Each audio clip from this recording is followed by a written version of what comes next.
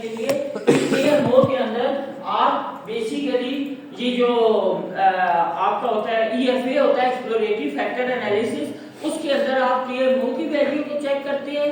Since हम assume कर रहे हैं कि हमारे वेरिएबल आपस में कोरिलेटेड है तो हम प्रोमैक्स कर रहे होते हैं। और सेकंड हम लोगों ने रोटेशन करवानी होती है जो कि प्रोमैक्स है। क्यों करवा रहे होते हैं रोटेशन? ताकि हर फैक्टर उस कंस्ट्रक्ट के अंदर जो है वो हमारे पास डिफाइन हो जाए, ठीक है, जो हमने अभी करके देखा था। तो उसकी बेसिस के ऊपर हम ये अज्यूम करते हैं कि ये जो चार आइटम है ये इस एक पर्टिकुलर कंस्ट्रक्ट से रिलेटेड है। अब हम क्या कर सकते हैं, इन चारों को कंबाइन करके एक वेरिएबल के अंदर कन्वर्ट कर सकते हैं मीन के थ्रू, ठीक है। वो जो हम मीन आइडेंटिफाई कर रहे होते हैं ना, वो आफ्टर दिस प्रोसेस होता है, process of exploratory factor analysis. और ये होता है बेसिकली आपका कहां पे, EFA के अंदर, SPSS के अंदर, ठीक है।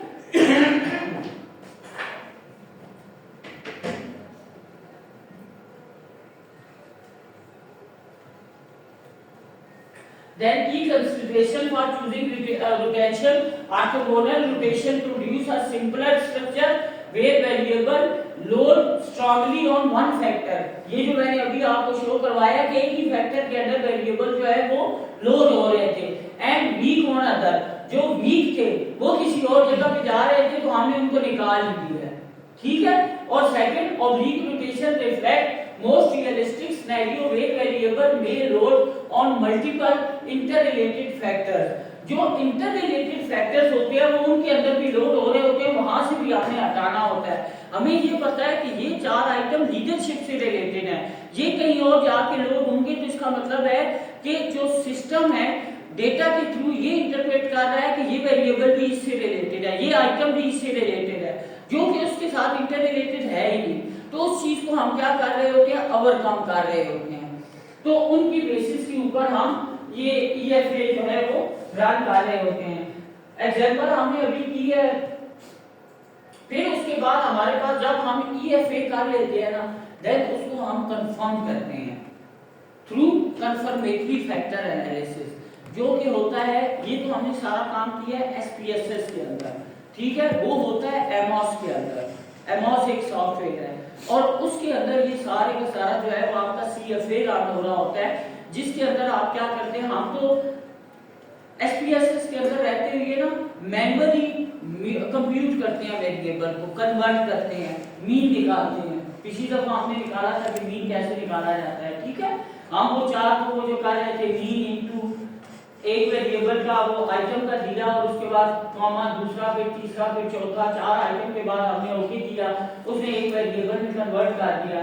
CFA के अंदर क्या होता है कि वो ऑटोमेटिकली ऑब्जर्व करता है और उस ऑब्जर्वेशन की बेसिस के ऊपर आपकी लोडिंग करवा देता है कि ये चार इससे रिलेटेड हैं, और उस इंटर रिलेशन की बेसिस के ऊपर क्या करता है, उनका मीन भी निकाल देता है, उनका कोरिलेशन भी निकाल देता है। हर चीज जो है वो सिंगल स्टेप के अंदर आपको विद क्लिक्स कर देता है, जो काम आप SPSS के अंदर मैन्युअली कर रहे होते हो, ठीक है। और लेकिन उससे पहले वो क्या कर रहा होता है, CFA कर रहा होता है।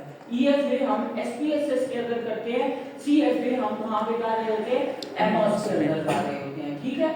कंफर्मेटरी जब आपने एक्सप्लोर कर लिया कि ये फैक्टर इस एक पर्टिकुलर कंस्ट्रक्ट से रिलेटेड है, तो फिर आप उसको कंफर्म करेंगे थ्रू कंफर्मेटरी फैक्टर एनालिसिस की। जो हमने अज्यूम किया है, जो डेटा ने हमें बताया है, वो वाकई सही है या नहीं है, उसके लिए हम क्या कर रहे होते हैं, CFA कर रहे होते हैं। समझ आई अब यहाँ तक? क्योंकि हमने प्रैक्टिकली करके देखा है, तो आई होप कि आप लोगों को अंडरस्टैंडेबल होगा थोड़ा सा कि ये चीज बेसिकली ठीक है। आप बताओ सर, एमॉस में क्या क्या होता है सर? ये तो समझ आ गया सर, जहाँ तक समझ आ गया। पहले किया है EFA? नो सर, कभी भी नहीं।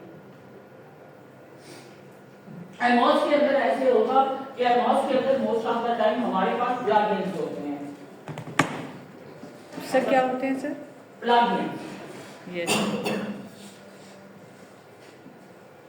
इसके अंदर एमॉस है। सर बेसिकली एमॉस सिर्फ कंफर्मेशन के लिए होता है कि ये क्वेश्चनर सही है? CFA is basically a statistical technique used to test whether a hypothesis precise measurement model fit the observe data. ठीक है, हम सबसे पहले मेजरमेंट मॉडल एसेस करते हैं। मेजरमेंट मॉडल क्या होता है? एक होता है स्ट्रक्चर मॉडल, एक होता है मेजरमेंट मॉडल। ठीक है, हम जब चार वेरिएबल का इंपैक्ट देख रहे हैं ना, स्टेटस को हो गया, डिजिटाइजेशन हो गया, डिजिटल कैपेबिलिटी, तीन इंडिपेंडेंट वेरिएबल है, डिजिटाइजेशन डिपेंडेंट मीडिएटिंग वेरिएबल है, और आगे पब्लिक सर्विस डिलीवरी जो है वो डिपेंडेंट वेरिएबल है। ठीक है, या तो हम ये करते हैं कि उन चारों को मीन निकालते हैं जो हमने एसपीएसएस के अंदर निकाला, और उसको एसपीएसएस भी देख लिया कि ये चारों आपस में सिग्निफिकेंट हैं या नहीं है, या जो हमने हाइपोथेसिस बनाए हैं वो वाकई हाइपोथेसिस टेस्ट हो रहे हैं या नहीं हो रहे हैं। सेकंड ऑप्शन हमारे पास क्या है, लेकिन उसके अंदर आइटम का मीन निकला हुआ होता है। ठीक है, हमारे पास आइटम नहीं होते। जो सीएफए होता है ना, वो क्या कहा होता है, statistical technique used to test whether a hypothesise measurement model fit the observe data on the basis of data.